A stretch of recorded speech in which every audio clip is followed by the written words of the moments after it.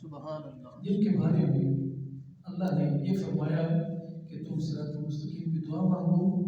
وہ کون سا راستہ، وہ کون سی صراط مستقیم جس کے بارے میں اللہ نے فرمایا انعمت علیہم، ان لوگوں کی صراط مستقیم جن کے اوپر اللہ نے انعام رکھے ہیں. سبحان اللہ، ان لوگوں کی صراط نہیں جن کے اوپر اللہ تیرا غضب ہے، جو مغضوب علیہم ہے، ولا الضالین، اور نہ ہی گمراہوں کا راستہ.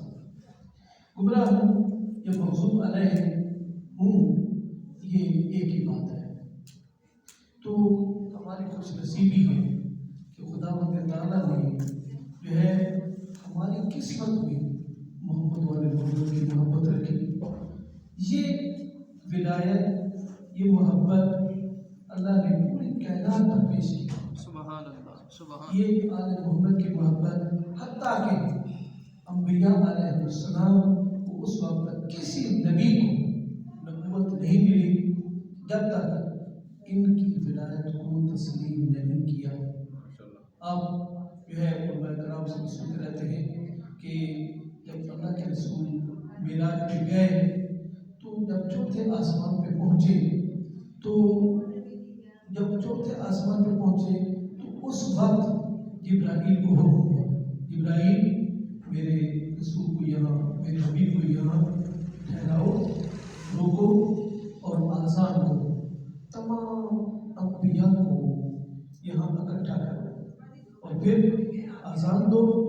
پھر میرے نبی کی ابتدا میں سارے انبیاء نماز پڑھے. جب سارے انبیاء نے نماز پڑھ لی تو اس کے بعد پھر حکم ہوا بس من ارسلنا من قبلک من رسولنا، میرے رسول، یہ تو میرے رسول سارے جو ہیں یہ تو سے جو پہلے آئے تھے ان سے سوال کیا کر کہ تمہیں نبوتیں کیسے ملی، رسالت کیسے ملی اور یہ حکمت کیسے ملی. تو یہ آپ کو جواب دیں گے. اللہ کے رسول نے ان تمام انبیاء مرسلین سے خطاب کر کے فرمایا یا معاشر الانبیاء الا ما بعثوا، تم کس طرح مبعوث ہوئے، وہ کون سی وجہ تھی کہ تمہیں یہ سب کچھ ملا. تو سب نے ایک زبان ہو کر کہا اللہ نبوت دے گا اور اللہ ولایت عقیقہ علی بن ابی طالب. جب تک ہم نے آپ کی نبوت کا اقرار نہیں کیا، آپ کے بھائی علی کی ولایت کا اقرار نہیں کیا، اس وقت تک ہمیں کوئی نبوت نہیں ملی، کوئی رسالت نہیں ملی، کوئی حکمت نہیں ملی. تو ہماری خوش نصیبی ہے کہ معصوم فرماتے ہیں کہ حدیث قدسی بھی ہے اور معصوم کے فرماتے ہیں من احب علیا لا یخرج من الدنیا حتی یشرب الکوثر ویأکل من طوبی ویری مکانہ فی الجنہ. جو بھی اللہ کے رسول فرماتے ہیں میرے بھائی بہنوں کے ساتھ محبت رکھتا ہے اس وقت تک دنیا سے نہیں اٹھے گا. کب تک؟ جب تک وہ کوثر سے پی نہیں لے گا اور طوبہ سے کھا نہیں لے گا، اپنا مکان جنت میں دیکھ نہیں لے گا، اس وقت تک وہ دنیا سے نہیں اٹھے گا. سبحان اللہ. یہ خوش نصیبی ہے ہماری. اللہ کے رسول نے، یہی اللہ کے رسول کا ہی گھرانہ ہے کہ جن کی اللہ نے ضمانت دی اور جو بھی ان کے ساتھ محبت رکھے ان کی بھی ضمانت دی. فرمایا وہ بھی وہ اہل بیت نافع فی سبعۃ مواطن، میری اور میرے اہل بیت کی محبت تمہیں 7 مقامات پر فائدہ دے گی. پہلا مقام عند الموت، دوسرا مقام فی القبر، تیسرا مقام عند الصراط، اور پھر چلتے گئے کہ جب تمہیں اعمال نامہ دیا جائے گا اس کے بعد اور جب تمہارا حساب کتاب ہو رہا ہوگا، ہر مقام پر ہماری محبت تمہیں کام دے گی. اور روز قیامت انہی ہستیوں کی محبت جو ہے ہم سے پوچھی جائے گی. اور قرآن کہتا ہے واقفوہم انہم مسئولون، کہ ٹھہراؤ ابھی ان سے چیز پوچھی جائے گی. اور پھر دوسرے مقام پر بھی ارشاد ہوتا ہے ثم لا تسألن یومئذ عن النعیم، تم سے روز قیامت نعیم کے بارے میں پوچھا جائے گا. تو نعیم معصوم نے فرمایا حبنا اہل البیت، ہمارے بیت کی محبت یہی نعیم ہے. اور پھر اب یہیں سے دیکھیں کہ ایک شخص نے جب مولا امام جعفر صادق علیہ السلام اور پھر ایک شخص نے اپنی غربت کی شکایت کی تو مولا نے فرمایا تو غریب نہیں ہے. چند وقت کو اس نے بھی اصرار کیا, میرے مولا نے بھی اصرار کیا, اور پھر میرے مولا نے فرمایا تم نہیں سمجھ رہا. فرمایا اچھا مجھے یہ بتا, اگر کوئی شخص مجھے اتنی رقم دے دے اور کہے کہ ولایت محبت یہ آل محمد کو چھوڑ دے یا پھر صادق کی ولایت کو چھوڑ دے تو کیا چھوڑ دے گا؟ اس نے کہا فرزند رسول یہ تو نہیں ہو سکتا. پھر امام نے بہت بڑی رقم کی بات کی, اگر کوئی اتنی رقم تمہیں دے دے تو کیا تمہاری ولایت چھوڑ دے گا؟ اس کے منہ سے نکلا فرزند رسول اگر پوری کائنات بھی کوئی مجھے دے دے اور کہے آل محمد کی محبت چھوڑ دے, اتنی یہ رقم لے لے, اتنی رقم لے لے, تو پھر بھی میں آپ کی ولایت کا دم نہیں چھوڑوں گا, آپ کا دروازہ نہیں چھوڑوں گا. تیرے پاس اتنا قیمتی جوہر ہے کہ جو پوری کائنات کے مقابلے میں نہیں بیچنا چاہتا تو پھر اپنے آپ کو تو غریب کہلاتا ہے. نہیں, یاد رکھیے جس کے پاس آل محمد کی محبت ان کی ولایت کا جوہر ہے اس کے مقابلے میں کچھ بھی نہیں ہے. ابن سکین ایک اپنے زمانے کے بہت بڑے عالم اور بہت بڑے دانا, اس وقت ہے علم جتنے علوم ہیں ان پر فائز ہستی.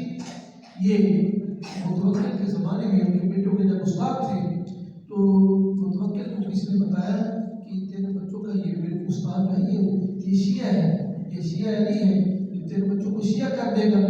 جب کہا تیرے بچوں کو شیعہ کر دے گا, اس کو بڑا جو ہے یہ غضب میں آیا. اس نے استاد کو بلوایا, اس نے کہا تم چونکہ زمانے کا مانا ہوا عالم تھا تو اس وقت کہا کہ مجھے تو پیارا تو بہت لگتا ہے لیکن میں نے ایک سوال کرنا ہے, میرے سوال کا جواب دے گا. اس نے کہا اے امیر سوال کر. اس نے کہا میں یہ پوچھنا چاہتا ہوں کہ میرے بیٹے معتز اور معین یہ تمہیں زیادہ پیارے لگتے ہیں یا علی ابن ابی طالب کے بیٹے حسن و حسین, کون زیادہ محبوب ہے؟ اس نے ایک مرتبہ سر جھکایا, یعنی فیصلہ کیا, سر کو بلند کر کے کہا کہ اے امیر دوبارہ پوچھ, کیا پوچھا ہے؟ تو اس نے دوبارہ یہی سوال کیا. تو اس وقت اس نے کہا واللہ ان قنبر خادم علی افضل منک ومن ابنین. تو حسن و حسین کی باتیں کرتا ہے, اللہ کی قسم ان کا نوکر ان کا غلام قنبر تجھ سے اور تیرے بچوں سے افضل ہے. فوراً اس نے حکم دیا اس کی زبان پیچھے سے کھینچ لی جائے. خلیفہ تھا, حکمران تھا, آج کے حکمرانوں کا حال بھی آپ دیکھ لیں تو اس کو فوراً جو ہے اس کے فوراً آگے جلا اور انہوں نے یہ ظلم کیا اور وہ آگے دین ترقتا ہوا دنیا سے چلا گیا. تو یاد رکھیے لیکن کوئی دکھ نہیں ہے, کیوں؟ اس لیے کہ آل محمد کی محبت ایک ایسا قیمتی جوہر ہے جو ہر ایک کو نصیب نہیں. کیوں ہر ایک کو نصیب کیوں نہیں؟ اس لیے کہ اس خاندان پر آیت تطہیر نازل ہوئی ہے. اس خاندان پر آیت تطہیر نازل ہوئی ہے وہ فقط جن کی ولادت پاکیزہ ہے وہ اس دروازے پر ہے. جن کی ولادت میں ذرا برابر بھی جو ہے مشکل ہے وہ نہیں آ سکتے. کیوں؟ آیت تطہیر نازل ہو کر اس نے یہ فیصلہ کر دیا اس دروازے پر فقط طاہرین آ سکتے اور کوئی نہیں آ سکتا. اس جو ہے اس گھر کی کوئی ہستی تو ولایت کی سردار نظر آتی ہے اور کوئی اس ہستی اس زمانے کی ہستی بطور نظر آتی ہے. اب یہی دیکھیں علامہ اقبال کیا فرماتے ہیں خواتین کو خطاب کر کے, چونکہ آج میں نے عرض کیا تھا کہ ایسا ایک چیز کے بارے میں جناب سیدہ کو بطول کو جناب ایک ماں کی حیثیت سے دیکھیں کہ ماں کی ذمہ داری کیا ہے, وہ اپنے بچوں کی تربیت کیسے کرتی ہے. علامہ اقبال کہتے ہیں کہ بطول باش, خواتین کو خطاب کر کے کہتے ہیں بطول باش و جو ہے از این اصل مخفی شو, جو ہے بطول بنو اور اس زمانے سے چھپ جاؤ کہ در آغوش حسین کا بگی, کہ آغوش میں اگر حسین لینا چاہتی ہے پھر اس زمانے سے بچنے کی کوشش کرو. اور پھر دوسرے مقام پر فارسی میں دوسرے ایک شعر کہتے ہیں کہ مزرعہ حاصل ہے تسلیم را اصول مادران را بطور کامل اصول. اگر عورتوں کے لیے کامل نمونہ دیکھنا ہے تو پھر ماؤں کے لیے جناب فاطمہ الزہرا ہے. کیوں؟ اس لیے کہ وہ سیدۃ النساء العالمین ہے. اور پھر مقام اتنا بلند پایا ہے. حضرت عائشہ صدیقہ سے جب یہ پوچھا گیا کہ صفینی عن فاطمہ الزہرا، کہ فاطمہ الزہرا کے بارے میں کچھ بتا سکتی ہے، تو انہوں نے کیا کہا؟ ما اقول فی حقها التي ولدت الحسن بعد الظہر وصلت العصر. اس بیوی کے بارے میں کہوں تو کیا کہوں جس نے نماز ظہر کے بعد حسن کو جنا ہے، نماز ظہر کے بعد حسن کو جنا ہے، اس اگلی نماز کے لیے جو ہے مصلی عبادت پہ کھڑی تھی. اتنی پاکیزہ بیوی. ہماری خواتین اور بیوی کے درمیان یہی فرق ہے کہ وہ خواتین کم از کم 10 دن حکم ہے کہ بچے کی ولادت کے بعد وہ مصلی پر نہ جائے، لیکن بیوی ایک نماز کے بعد جب حسن دنیا میں آتے ہیں تو اگلی نماز کے لیے کہاں کھڑی تھی؟ مصلی عبادت پہ کھڑی تھی. اور پھر وہی جناب عائشہ یہ بھی کہتے ہوئے نظر آتی ہیں کہ میں نے دیکھا جب بھی فاطمہ آئی اللہ کے رسول ان کے احترام کے لیے کھڑے ہوئے اور پھر چند قدم آگے چل کر اپنی بیٹی کا استقبال کیا. مرحبا کا، خوش آمدید کہا، اہلاً و سہلاً و مرحبا کا. اپنی بیٹی کے بوسے لیے، ہاتھوں کے بوسے لیے اور ہاتھوں کے بوسے لے کر جو ہے اپنی مسند پر بٹھایا. تو یہیں سے دیکھیے جناب سیدہ کو ہم سمجھ ہی نہیں سکتے، اس گھر کے کسی فرد کو ہم نہیں سمجھ سکتے. اب یہیں سے دیکھیے یہ جناب سیدہ مولا کائنات کے بارے میں عرض کیا. اور پھر سید الانبیاء نے حسن اور حسین دونوں اپنے نوازوں کے شانوں پہ ہاتھ رکھے، فرمایا جو بھی ان دونوں کے ساتھ محبت رکھے گا اور ان کی ماں اور باپ کے ساتھ محبت رکھے گا، روز قیامت جنت میں وہ میرے ساتھ ہوگا. ہوگا روز قیامت جنت میں وہ میرے ساتھ ہوگا. ان ہستی کو سمجھیں. اس گھر کا ہر فرد جو ہے وہ اپنی ایک خوشبو دے رہا ہے. اور پھر اس گھر کے اب اصولوں کو دیکھیں. کیوں؟ ایک کا اب جو پہلے کا فرمان ہے وہ آخری کا فرمان ہے، جو آخری کا فرمان ہے وہ پہلے کا فرمان ہے، جو پہلے کا عمل ہے آخری کا وہی عمل ہے. ایک ذرہ برابر جو ہے آپ کو اختلاف نظر نہیں آئے گا. ان ہستیوں کے گھر میں کسی قسم کا کوئی اختلاف نظر نہیں آئے گا. یہ ہستیاں ہیں جو ہمارے لیے کامل نمونہ ہے. اور پھر اللہ کے رسول فرماتے ہیں من احب علیہ، جو میرے بھائی علی کے ساتھ محبت رکھتا ہے، صافحت الملائکہ، ملائکہ اس کا آ کر مصافحہ کرتے ہیں. اور پھر جب یہاں سے جائے گا اپنی قبر سے بھی جب روز قیامت اٹھے گا تو ملائکہ استقبال کریں گے ان کا، ملائکہ استقبال کر کے ان کے لے کے جائیں گے. اس گھر کی جناب بطول کو ہم سمجھ ہی نہیں سکتے. کسی موقع پر اللہ کے جو ہے اس ولی نے، مولا کائنات نے جو ہے اس بیوی کی ایک چادر ایک یہودی کے پاس رکھی. جیسے اس نے لی ویسے اس نے رکھ لی. رات کو کسی حصے میں اتفاق سے وہ اس کی یہودی کی بیوی اٹھ کر کمرے میں جاتی ہے. ایک نور کی ایک تار بندھی ہوئی جو ہے، جو نوری نور آسمان کی طرف جا رہا ہے اور اس کے چاروں طرف جو ایک نورانی مخلوق ہے جو چادر کے چاروں طرف طواف کر رہی ہے.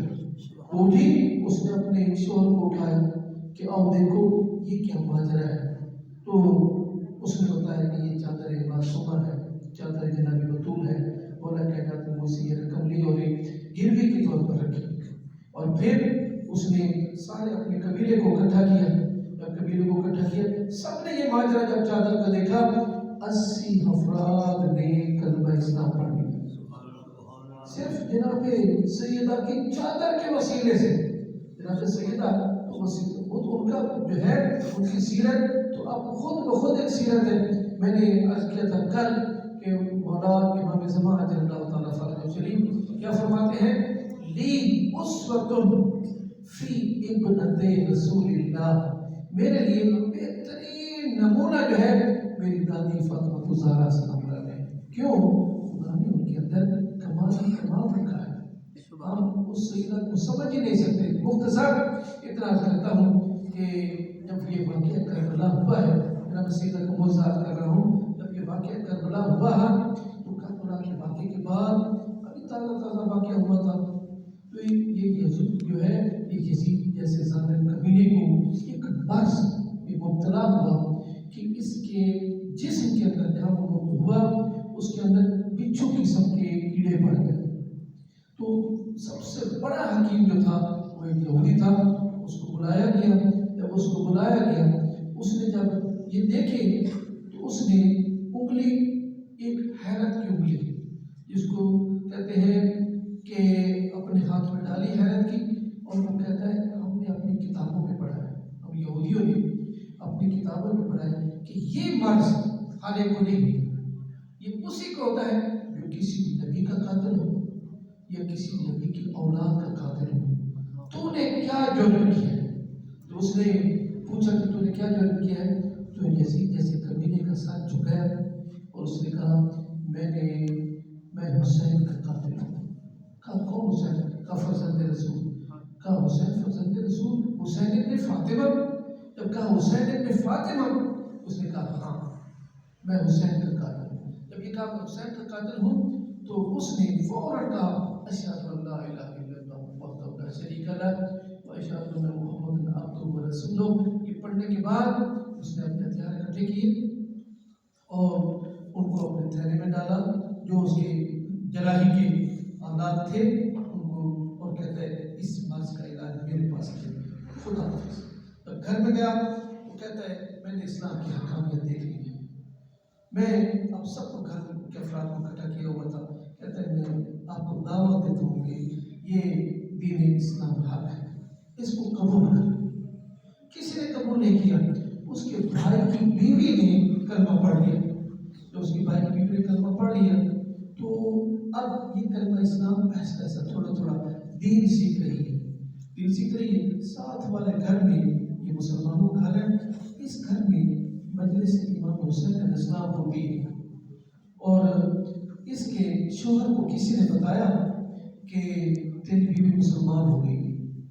उसने कहा मुझे यकीन तो नहीं आता लेकिन मैं इम्तिहान ले लेता हूँ। जब कहा मुझे यकीन तो नहीं आता मैं इम्तिहान ले लेता हूँ, तो अब इसने अपनी बीवी की जिम्मे काम लगाया।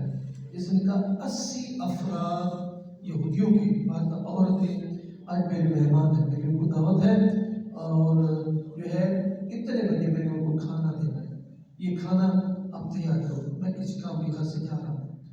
तो जब ये कहा इधर से वो घर से बाहर निकला, इधर से ये खाना तैयार करने के लिए इसने इब्तिदा की।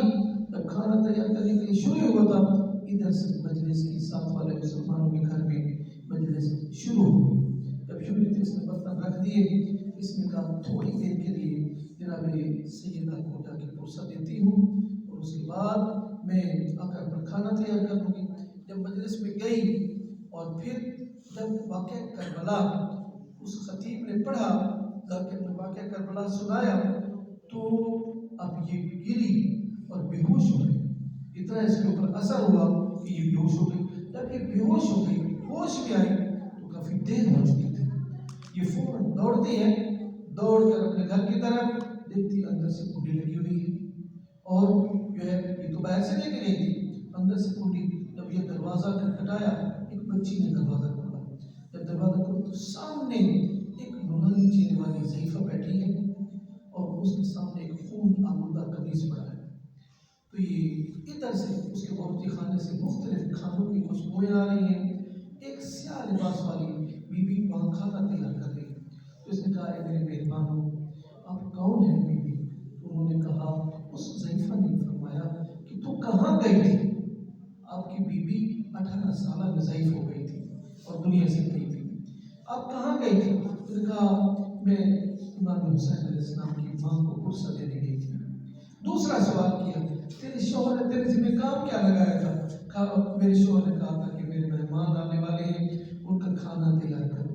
तो उस बीबी ने कहा जब तू उस बीबी को फुर्सत देने गई थी तो अब वो वक्त तेरे मेहमान शौहर के मेहमानों का हो गया था। जब तू मैं उस हुसैन की माँ हूँ, جب تو مجھے فرصت دے دی گئی تھی تو یہ کیسے ہو سکتا تھا کہ تیرا شوہر آئے تو اس سے دیر ہو جائے اور وہ تیری توہین کرے؟ میں فاطمہ تیری توہین برداشت نہیں کر سکتی۔ جب یہ کہا وہ بی بی کون ہے؟ کہا اسے خود جا کے پوچھ لے۔ وہ بی بی رو بھی رہی تھی، کریا بھی کر رہی تھی اور ساتھ ساتھ کھانا بھی تیار کر رہی تھی۔ ادھر سے کھانا تیار مکمل ہوا اور بی بی سے پوچھا آپ کون ہیں؟ اس بی بی نے بھی وہی سوال کیا تم کہاں گئی تھی؟ تو کہا میں جناب سیدہ کو فرصت دے دی گئی تھی۔ تو اس نے کہا میں اس حسین کی بہن ہوں، ہم تیری توہین برداشت نہیں کر سکتے تھے۔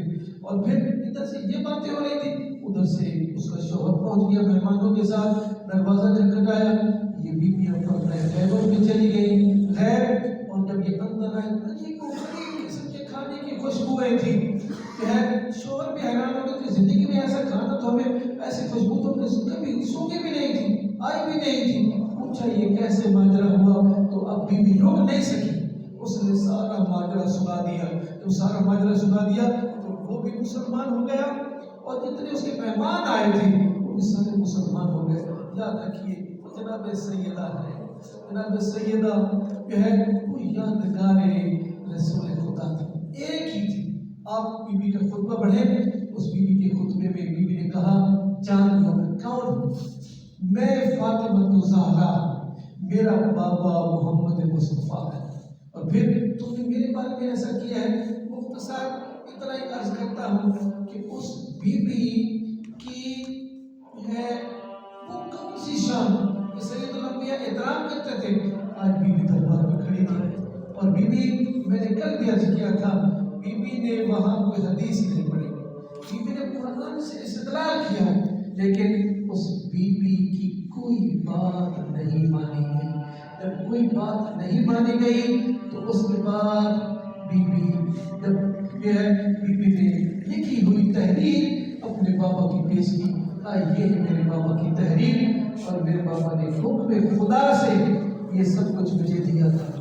جب سب کو دیا تھا پھر بھی ایک جعلی حدیث کے ذریعے سے بی بی کو ٹھکرا دیا گیا۔ جب بی بی کو ٹھکرا دیا گیا، جب بی بی کی سند ایک ظالم نے چاک کی تو بی بی کے منہ سے نکلا ظالم جیسے تم نے میرے بابا کی تحریر کو چاک کیا ہے، اور پھر جو ہے اس کا آج تمہیں اس کی سزا تمہیں بھگتنا پڑے گی۔ تو مختصر اتنا عرض کرتا ہوں کہ وہ بی بی آئی، جب آئی تو پھر بی بی اب صحیح چل نہیں سکی۔ ادھر سے بی بی کی وہ جو ہے دروازے کا جلنا، پھر دروازے کا گرنا، پھر اس بی بی کی جو ہے اس بی بی کا اپنے پہلو پہ ہاتھ رکھنا۔ تاریخ یہی کہتے ہیں کہ بی بی کی کیفیت کیا ہو گئی تھی۔ ظلم کے بعد موثبت الراس، بی بی نے موت کی پٹی باندھ لی اور اس کے بعد لعنت الرکن، بی بی کی کمر جھک گئی، عصا کا سہارا، اور اس کے بعد باقیت العین، جب تک بی بی زندہ رہی بی بی کی آنکھوں سے آنسو ختم نہیں ہوئے، اور پھر ایک ہی بات کہتی تھی سبت علیہ مصائب لو انا سبت علیہ سرنا لیالیا۔ بابا تیری بیٹی میں وہ مصائب آئے، اگر دنوں بھی آتے ویسے سیاحتیں ہو جاتی۔ بابا ایک مرتبہ قبر سے نکل کے دیکھ تو صحیح، تیری بیٹی کی کیفیت کیا ہے۔